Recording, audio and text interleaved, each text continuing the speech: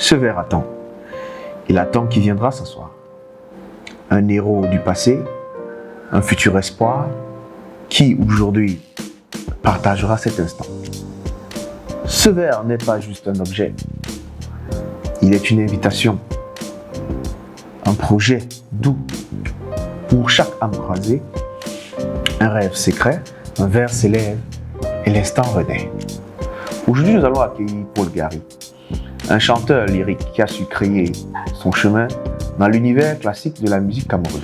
Lui qui a fait ses classes, n'est-ce pas, entre autodidacte et élève assidu de ses maîtres, a été finaliste au grand concours Africa Lyrics Opera en 2003. Aujourd'hui, père de famille et homme accompli, il partagera avec nous, n'est-ce pas, ses déboires, ses défis, son parcours. Alors, à tout à l'heure. Voilà. Grandissime honneur d'accueillir notre frère, n'est-ce pas, Paul Gary, que je vais laisser le soin de se présenter pendant que je lui sers, n'est-ce pas, un verre de whisky. Salut mon frère. Salut. Comment tu vas, gars? Ça va. Gars, bienvenue à la cave. Merci. Je vois que la cave est bien arrangée. Aujourd'hui, j'étais gardé un élixir. Tu m'en diras des nouvelles. Ah ouais? T'inquiète pas. Laisse-moi l'avoir été servi. T'inquiète pas, tu vas pas aussi saouler. Hein, Si on sous le chanter comment? Je sais que quoi. Donc déjà, qui est Paul Gary?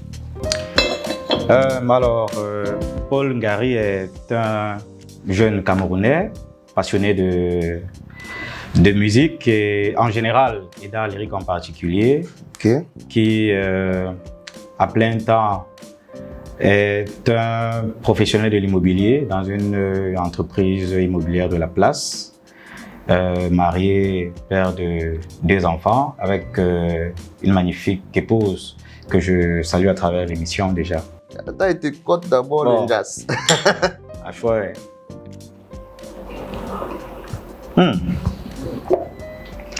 Qu'est-ce que tu en penses? Tu sais, il y a un grand ténor, bon, celui qu'on qualifie le plus grand ténor de tous les temps. Il s'appelait Enrico Caruso. Avant chaque prestation, il prenait un verre de whisky à sec. Hein? Il prend un verre de whisky et puis il dit un verre de whisky pour détendre les cordes vocales et puis un verre d'eau pour soulager le larynx. Donc, le whisky, ça fait l'effet, ça fait le job. Ah ouais. Bon, selon toi, je voudrais savoir, quelle est la place que tu occupes vraiment dans la scène de la musique? En général, pour ne pas dire sur la scène camerounaise. Bon, oui, tu as si bien fait de le dire. La musique en général au Cameroun, c'est tout un écosystème. Et puis dans cet écosystème, il y a des rôles que chacun joue. Bon, dans le cas général, il y a ce qu'on appelle des producteurs, des managers, des arrangeurs, bon, et tout ce qu'on peut citer. Hein. Mais parmi tous ces acteurs-là, on va dire que ceux qui sont quand même au centre, c'est ceux qui produisent justement cette musique, qui sont les chanteurs. Et je crois que j'ai la grâce de faire partie de cette catégorie. Donc, je suis chanteur lyrique dans le registre ténor. Bon, chanteur lyrique, c'est ça, oui, mais dernièrement, je me suis tourné aussi un peu vers le crossover, c'est-à-dire un alliage de musique classique et puis de sonorités d'un peu partout. Bon, dans le cas local, on va dire un mélange de musique classique et puis de sonorités camerounaises. Donc, c'est-à-dire que tu mélanges le classique et le mbolé. Bon, oui, c'est un mélange qui peut se faire. Hein? Et vous serez même surpris parce qu'il y a une bombe qui arrive. Il y a un mélange d'opéra et mbolé qui arrive. Ok, d'accord. Nous, on a hâte d'écouter. On est là pour, n'est-ce pas, déguster à chaque fois des surprises que vous nous donnez comme ça, qui nous permettent n'est-ce pas, de transcender nos problèmes de chaque jour. Hein? Donc, c'est comme ça. Que représente réellement cette musique pour toi? Parce que je vois que tu es quelqu'un de très engagé dans ce que tu fais. Donc, au fond, que représente cette musique? Alors, on va dire que la musique a toujours fait partie de ma vie. J'aime bien le rappeler à chaque fois que j'en ai l'occasion. Ça, c'est ce que mon père me disait. Que j'ai été accueilli dans sa maison, dans notre maison familiale, avec la petite musique de nuit de Mozart. D'accord. Donc, je vais dire que j'ai été imprégné. Est-ce que tu te rappelles encore de comment Non, mais ça, j'étais nouveau-né, j'avais même pas encore une semaine. Donc, j'ai une histoire particulière avec la musique. Ça, c'est depuis la base, oui. Mais c'est vrai que j'ai commencé à pratiquer de la musique lyrique ou classique un peu tard. Vers les années 2017-2018. C'est vrai qu'avant ça, on va dire, il y a eu plusieurs années de chorale, mais vraiment pratiquer avec une visée professionnelle, c'est depuis 2017 et 2018. Et je vais dire que la musique m'a en quelque sorte sauvé, parce que en 2019, après un séjour à l'étranger, je reviens au pays et j'ai une vie totalement bouleversée. C'est du genre, tu vis à l'étranger où tu es en train de construire quelques bases et puis tu reviens au pays avec des promesses qui te sont faites, genre une fois que tu es au pays. Et puis quand tu arrives au pays, c'est le chaos total. Tout ce que tu as planifié, tout ce que tu as prévu, rien ne marche. Oh. Et c'est une période pendant laquelle c'était presque toute l'année 2019, hein, et c'était une période pendant laquelle je me suis dit, bon, à défaut de voir mes plans marcher, il faut que j'essaie de perfectionner mon talent en chant lyrique et tout. Tout à fait. C'est comme ça que je prends presque 9 mois à travailler exclusivement sur mon vocal. Exercice physique, vocalise et tout. Et ça me sauve dans le sens où quand j'organise mon premier concert en 2019, c'était une expérience assez particulière parce que je n'avais jamais organisé de concert solo au Cameroun. Donc pour le premier concert, je me dis, je vois, quand j'arrive dans la salle, je vois toute la foule qui est là. Je me dis, mais comment est-ce que j'ai fait pour réunir autant de personnes oui. Avec juste le petit travail que je faisais à la maison, genre et tout. Et puis ça a suscité en moi un sentiment de fierté, c'est-à-dire de pouvoir partager cette passion qu'on pense avoir seul. Pouvoir véhiculer ça à autant de personnes. Okay. C'est en quelque sorte, en fait, de façon ramassée, hein, comment dire, le lien particulier que j'ai avec la musique. Et depuis ce jour, je me suis dit, bon, vu qu'il y a autant de personnes qui croient en ce que je fais, même si c'est encore perfectible, autant mieux essayer de développer, essayer de continuer à partager ça avec eux. Bon, est-ce que, n'est-ce pas, comme j'ai demandé la place, est-ce que ça peut, par exemple, prendre la place de madame, par exemple? C'est une question. Est-ce que madame ne se plaint pas parfois que oh, tu chantes trop, tu n'es jamais présent ou...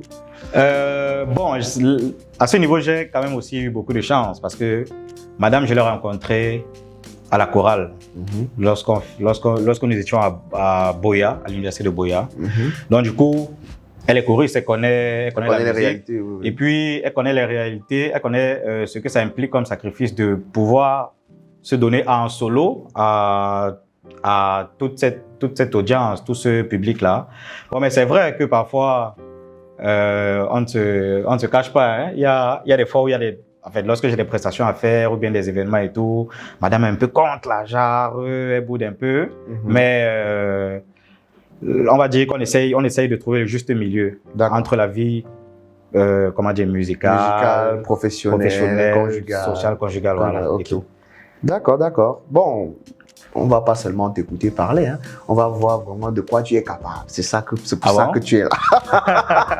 Essaie de nous montrer un peu, hein, tes touches, comme on dit souvent chez nous. Bon, je fais comme Caruso avant de commencer à chanter.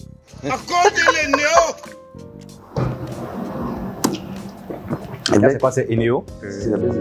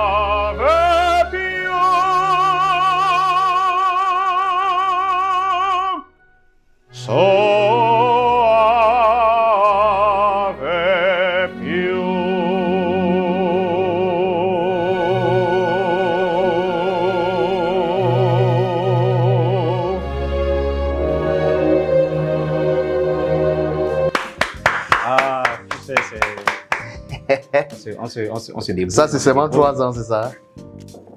Non, pas 3 ans. 2019 à 2025, c'est quoi? C'est 6 ans déjà? Oui, 5-6 ans. 6 ans. Des actualités te concernant, j'avais appris que tu étais allé à Paris pour un concours, c'est ça? Oui. En 2023, en avril 2023, j'avais été sélectionné pour le concours Africa Lyrics Opera.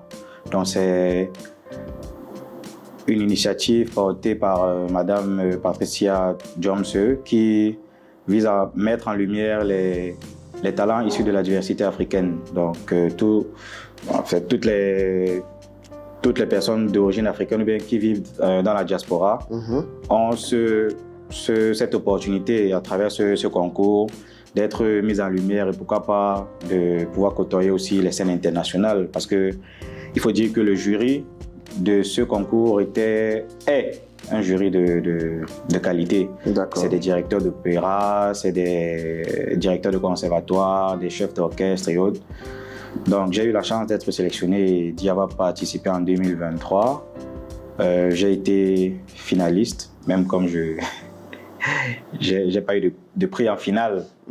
Mais pour moi, c'était déjà un gros challenge parce que la première raison même pour laquelle je postule à ce concours, c'est pour savoir ce que je vaux à l'étranger ou bien ce que je vaux sur la scène internationale avec d'autres personnes qui sont de la même catégorie que moi. Tout à fait. Donc ça fait que à l'inscription, il y avait plus de 80 candidats dans la catégorie amateur où j'étais. Il y a parmi les 80, 21 demi-finalistes qui ont été sélectionnés. Et maintenant, lors de la demi-finale, on a sélectionné encore 6 finalistes. Donc, tu vois que le tamis était très élevé. Et moi, je suis rentré de là satisfait. Même comme je n'ai pas été classé parmi les 4 premiers, j'ai été satisfait parce que je me suis dit, bon, voilà, ça c'est ce que je vaux en allant compétir avec des personnes qui sont dans des conservatoires, qui étudient vraiment dans les plateformes adéquates. Pourtant, nous sommes en autodidacte ici, si on va le dire. Oui. Donc, c'était une très belle expérience et aussi une opportunité qui m'a fait grandir dans le chant. D'accord. Ouais. D'accord. Maintenant, ce que j'aimerais savoir, c'est que de tout ton parcours, quelle a été la scène qui t'a le plus touché? Quelle a été la scène qui t'a marqué jusqu'aujourd'hui, qu'à ce moment donné, tu as eu ton pic d'émotion, si on peut dire? À quel moment? Qu'est-ce qui s'est passé? Bon, ça dépend. Hein. On parle de quoi? On parle de scènes. On parle de scènes drôles, de scènes. Non, je parle de la scène. C'est-à-dire quand tu étais sur scène en train de chanter. Ok. Quelle est la scène? Donc, pas une histoire drôle que j'ai vécue sur scène. Non. Bon, ça peut être une histoire drôle que tu as vécue sur scène, mais je parle que quand tu étais en tant qu'acteur, musicien, tu étais sur scène. Quelle a été ta scène, n'est-ce pas, la plus émouvante ou bien qui t'a marqué le plus? Voilà, c'est ce que je veux savoir. Quelle est la scène la plus émouvante? Oui, on va dire que c'était en 2018, je crois. 2018 au Maroc. Je venais d'arriver comme étudiant et puis j'ai intégré la communauté camerounaise, en fait la communauté des étudiants camerounais au Maroc et tout. Et on m'a fait savoir qu'il y avait un festival organisé chaque année par le roi du Maroc à la place des Nations Unies. En fait, il y a une espèce de grande place là-bas où il y a où se déroulent la plupart des festivals, des événements et tout ça. Donc, les gars me disent, bon, nous on a déjà des gens qui vont faire la danse, qui vont proposer les mets culinaires de chez nous, le ndolé, parce que c'est un festival qui promeut la diversité africaine, tu vois, on va à la rencontre des autres cultures, puisqu'il y a plusieurs nationalités qui se réunissent au Maroc. Donc, et puis ils me disent, bon, comme tu chantes là, est-ce que tu peux pas chanter une chanson camerounaise là-bas? Le jour où j'ai dit, pourquoi pas? On arrive donc à la place des Nations Unies le jour de l'événement. Et puis, les loges, ou bien l'espace où ceux qui devaient prester ne permettaient pas de voir le public. Nous, on regardait, on ne pouvait voir que ceux qui étaient sur le podium en train de prester. Alors, nous sommes là, les autres nationalités passent. Quand c'est le tour du Cameroun, il y a un groupe qui va faire la danse, d'autres, je crois, les théâtres, tout. Et c'est après qu'on m'annonce. On dit, il y a Paul Gary qui va chanter Dinabel de Sophie. Je dis, mince. Je monte, je dis, j'ai une amie avec qui nous étions au Maroc, Mazarine. Elle avait un drapeau du Cameroun.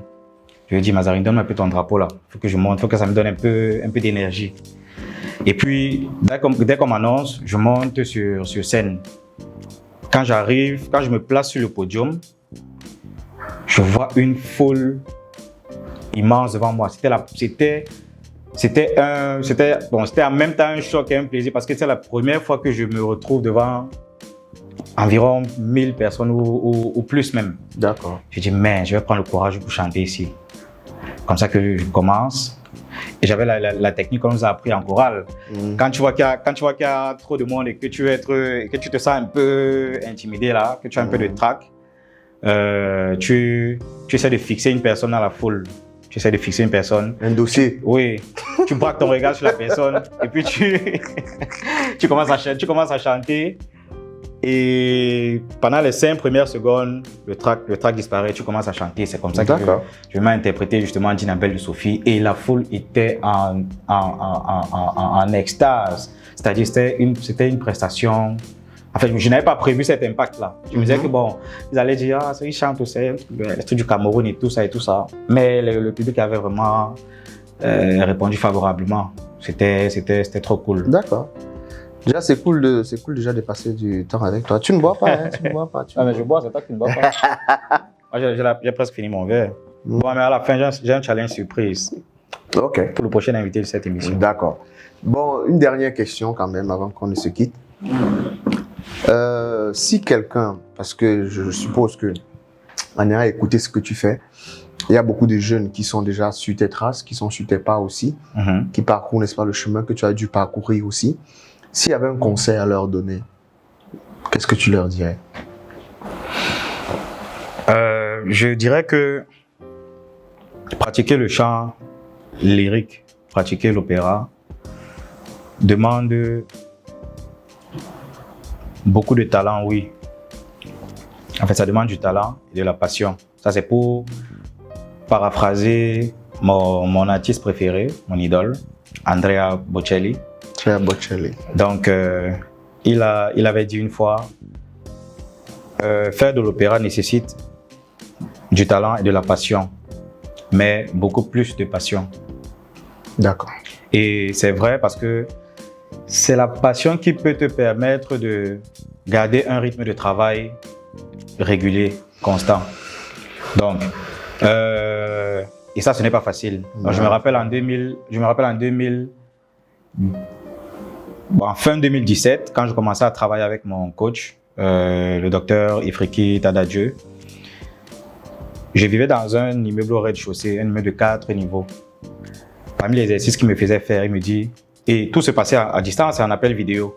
Il me dit par exemple, tu vas faire 10 tours de l'immeuble, donc en montant et en descendant, en chantant. Mais pendant que tu chantes, il faut assure-toi que moi je ne sache pas que tu es en train de faire un effort physique pendant que tu chantes. Ou bien il te demandait de faire des pompes. Ce que je voulais dire. Il me demandait de faire des pompes en chantant. Il ne veut donc, c'est-à-dire, tu dois chanter. En gardant, n'est-ce pas, la même. Oui, en gardant le flow d'air. Oui. On ne doit pas savoir que. En fait, celui qui t'écoute n'est pas censé savoir que tu es en train de faire les pompes. Tout à fait. Oui. C'était dur. J'ai dit, à une semaine, je lui ai dit, j'ai mal aux abdos, j'ai mal au ventre, partout. Il me dit, non, mon petit, laisse. Ce sont les. Comment dire, c'est ton appareil vocal qui est en train de se mettre en place. Tout à fait. Les douleurs, là, c'est normal, ça va aller. Donc, si je veux dire quelque chose, c'est à ceux qui... Parce que je sais qu'il y en a quand même qui me demandent parfois comment on fait pour travailler avec toi et tout. Je leur dis, je leur pose souvent une question très simple. Est-ce que tu es capable de travailler, est-ce que tu es capable d'accorder 15 minutes de ton temps chaque jour pour travailler, chaque jour que tu as créé de lundi à dimanche? Tout à fait. On te dit non, le travail a fait ceci. Mais c'est ça, c'est ça. Et ça, ce sont les choses que mon coach n'aime pas. Ouais. Il n'aime pas les justificatifs. Parce que lui, c'est quelqu'un qui m'a appris à travailler. Il m'a dit, tu peux travailler, vocaliser à tout moment. Que ce soit en te lavant, que ce soit en conduisant, que ce soit en marchant, que ce soit... Tu peux travailler ta voix à n'importe quel moment. Donc, il n'y a pas d'excuse pour le travail. Donc, il faut être prêt à accepter ça. Il faut être prêt à accepter qu'on te voit, je sais pas, dans une gare ou dans une agence de bus en train de faire le lip trill. Et qu'on te prenne pour un fou parce que on se dit, le gars, mais qu'est-ce qu'il fait là? Pourtant, tu es en train de vocaliser en attendant une prestation que tu vas faire. Tu n'auras pas de... C'est du genre... Nous, j'ai eu à faire des prestations où je quitte du genre à peine arrivé, à peine descendu du bus, il faut que tu ailles prester. Oui. Donc tu fais quoi? Pendant le bus, pendant le trajet, tu dois lire tes partitions, tu dois vocaliser. Voilà. Donc c'est ça, en fait, il y a le travail, oui, mais c'est la passion qui peut te permettre de garder un rythme de travail régulier. C'est clair. Oh, déjà, merci d'être passé. Merci, n'est-ce pas, d'avoir tout le plaisir pour moi. J'ai été reçu avec un très bon... Bourbon. Tu es pas sous, tu peux te resservir. Hein? Bon, puisque tu insistes. Donc, déjà, on ne va pas te laisser partir comme ça. Tu dois piéger, n'est-ce pas, notre prochain invité. La prochaine personne qui doit s'asseoir à ta place, n'est-ce pas, doit être coupée, n'est-ce pas, de ta sanction.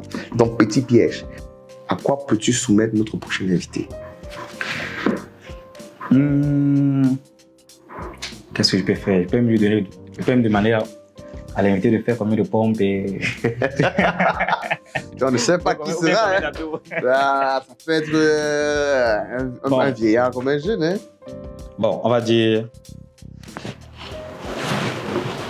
Qu'est-ce que je peux trouver? Bon, on va faire un défi simple.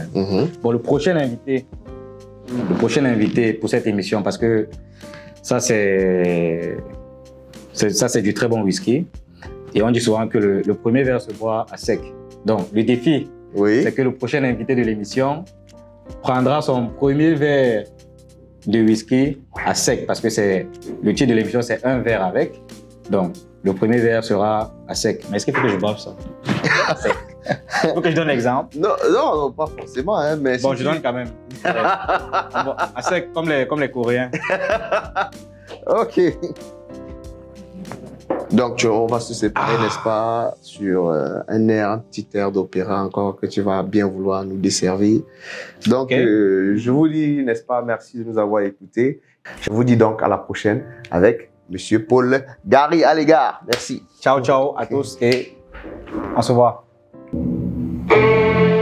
Recitar mentre preso dal delirio non so più quel che dico e quel che faccio eppure è dopo sforzati sei tu forse un uomo tu sei pagliaccio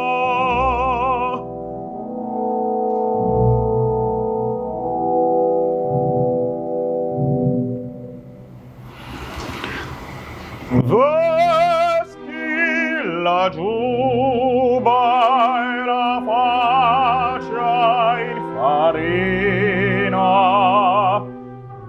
la gente paga e rider vuole poi se l'arlechin ti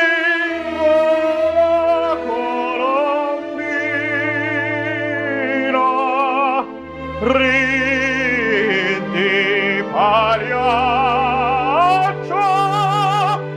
che ognuno applaudirà tramuta in laci lo spasmo ed il pianto in una smorfia insignanza e il dolore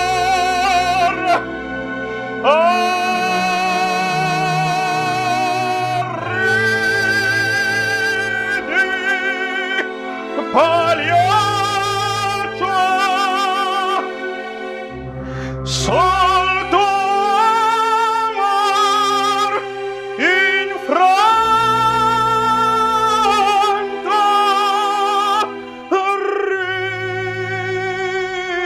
ridi del duole che t'avvelena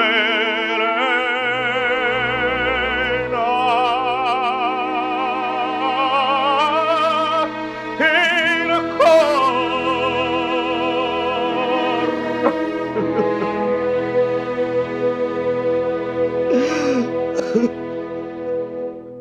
Magnifique. Magnifique. Voilà. Merci à tous.